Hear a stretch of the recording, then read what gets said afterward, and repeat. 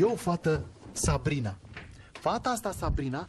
Profesioniștii lumii de azi sunt maniacii artei lor. Îi întâlnești în muzică, modă, coafură, machiaj, film, teatru și oriunde întorci capul. Ai întâlnire cu Sabrina și maniacii, numai aici, la TVR Internațional.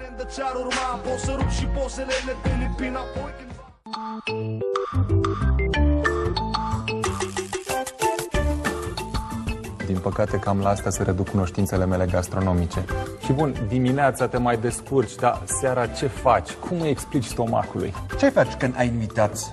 Și vrei ceva Sofisticat? Da. Da, dar zău, dacă nu m-aș mulțumi și cu ceva mai frugal. Când nu știi, lasă vorbă. La treabă. Hai să bucătărim la TVR Internațional. Cine are ceva de spus, spune, cu glas tare și la oră de mare audiență.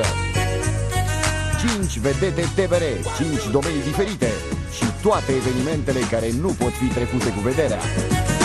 În fiecare miercuri râdem și plângem împreună, chiar aici, la TVR Internațional. Un doctor pentru dumneavoastră este o emisiune interactivă cu informații utile despre sănătatea organismului. Se adresează tuturor celor care își doresc această stare de bine de care cu toții avem nevoie. Doriți sfaturile specialiștilor noștri? Nimic mai simplu.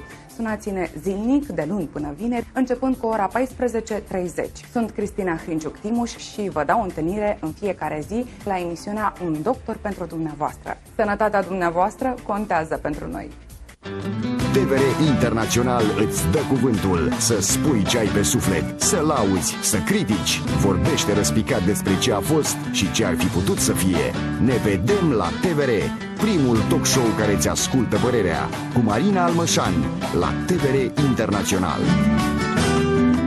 Ne vedem la TVR.